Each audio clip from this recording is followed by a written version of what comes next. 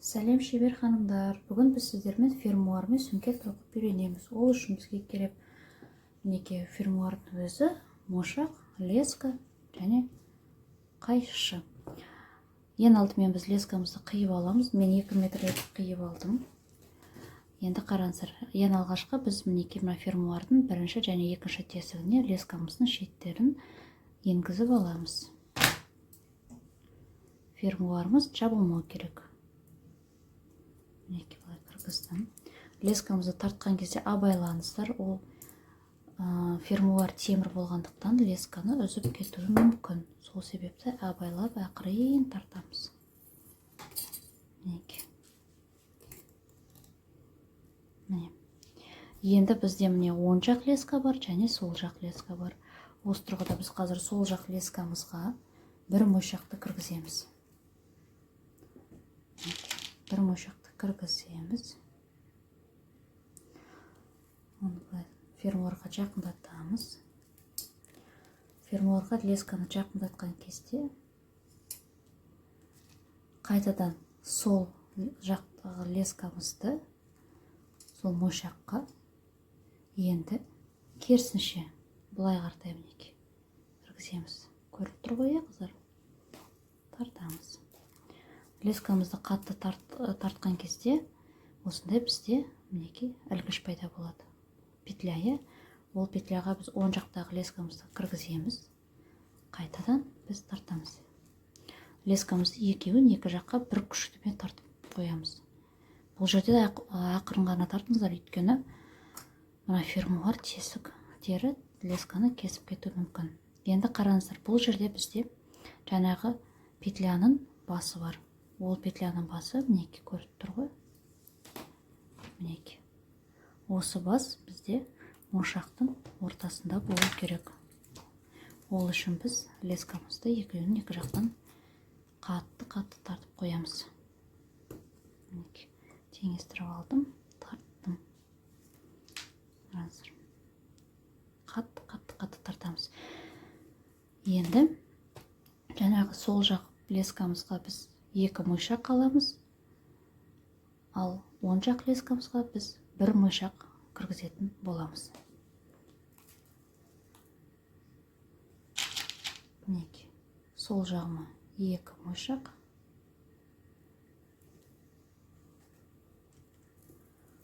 оң жағыма бір мойшақ. Екеуін де фермуарға жақындатамыз. Енді мына екі мойшақ қалған лескамызды жаңағы бір мойшақты кіргіздік қой. Дәл солай етіп, мына екінші мойшаққа кіргіземіз. Жаңағы екі мойшаққа кіргіздік қой. Енді оң жақтағы лескамыздың бір мойшағына қайтып кіргізетін боламыз. Мінекей осылай. Оң жақтағы лескаға. Ол да бізде осындай петля шығады. Мінекей. Осы петляға біз сол жақтағы лескамызды кіргізіп, жаңағыдай мойшақтың ортасына келтіреміз.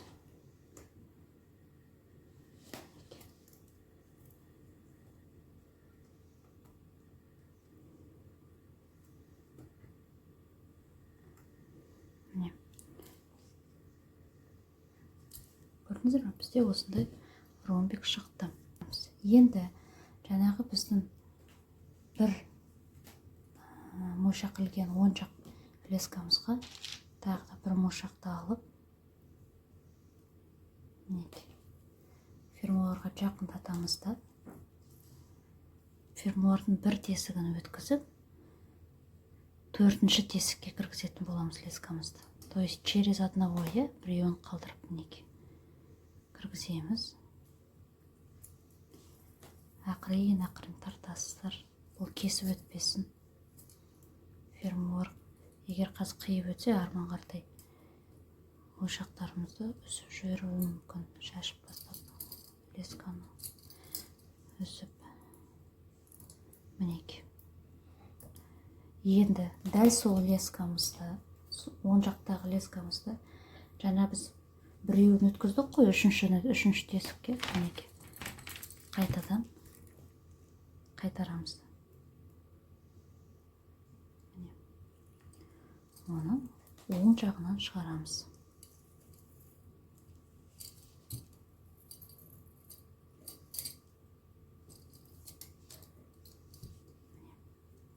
Енді дәл сол лескамен, әлі біз оң жақтағы лескамен жұмыс жасап жатырмыз. Дәл сол лескамызды мінекей мына мойшақтың бер жағындағы тесігінен қайтадан кіргізіп, мойшақтан өткіземіз. Мойшақты біз айналып бүйтіп тоқып шықтық. Бір мойшақты тартамыз. Бұл жерде біз кішкене қаттырақ тартып қоюымыз керек. Астындағы фермуардың астында лескамыз бос қалмасын. Бүйтіп тартып қоясыз да, қатты тартып, мына жаққа былай жіберіп қоясыз. Мінекей. Міне, осындай бізде сурет пайда болды. Енді біз арт жағын қарағанда, мінекей, тігіс сияқты көрінеді лескамыз. Мінекей, лескамыз. Жалғастырамыз. Енді сол жақтағы лескаға 2 мойшақ аламыз.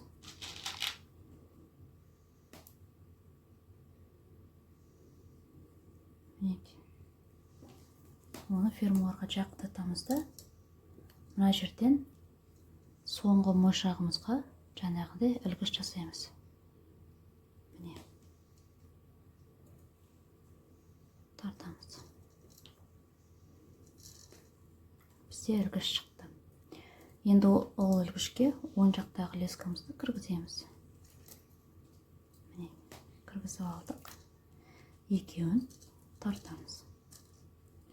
Бұл жерде жаңағы мен айтқанда мұқият болыңыздар. Мына ілгіштің сабақтасып тұрған жерлері мойшағымыздың ортасында болу керек.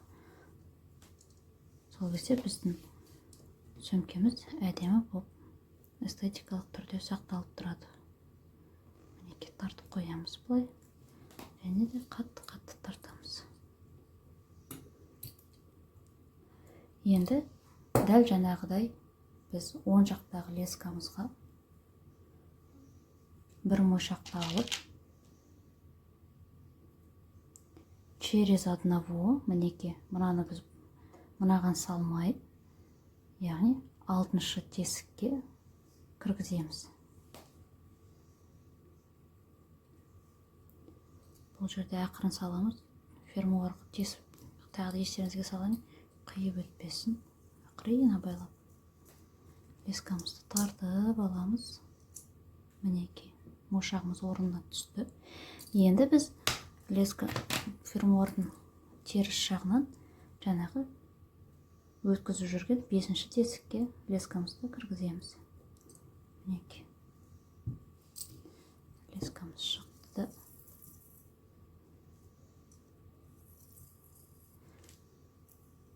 Бұл жерде леска бос қалмау үшін ақырын тартып қоямыз. Енді мына мойшақтан тесігінен қайтып оборот жасаймыз. Мінекей, көрдіңіздер ме? Айналдық. Тартамыз.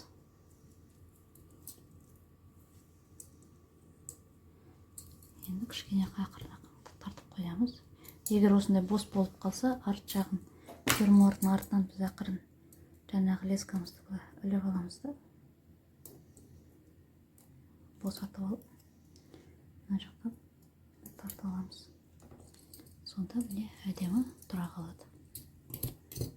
Мінекей. Енді біз сол жақтағы лескамызға тағы да 2 мойшақты аламыз.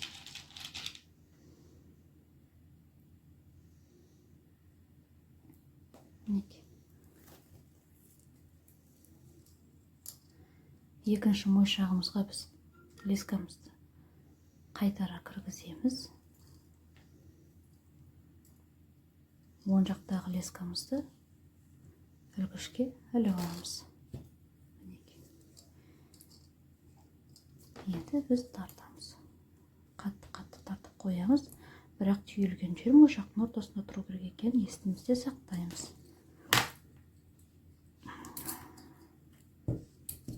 Бұл бірінші қатар болғандықтан кішкене ыңғайсыз, және де түсініксіз сіздерге болады. Кейін екінші қатар салған кезде тоқыған кезде ыңғайлы болады. Мінекей қатты тарттым. Енді дәл солай қайталаймыз. Оң жақтағы лескамызға бір мошақты алып, мінекей. Жаңа біз 6-шыға кіргіздік, біреуін өткізіп, мінекей 8-шіге кіргізетін боламыз.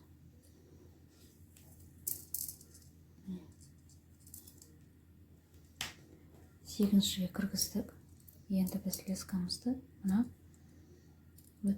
босатып қойған 7-ші мойшаққа тесікке өткіземіз.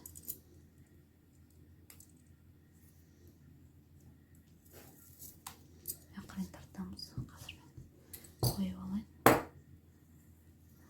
Ақырын. Мінекей. Енді біз мойшағымызға кіргізіп аламыз.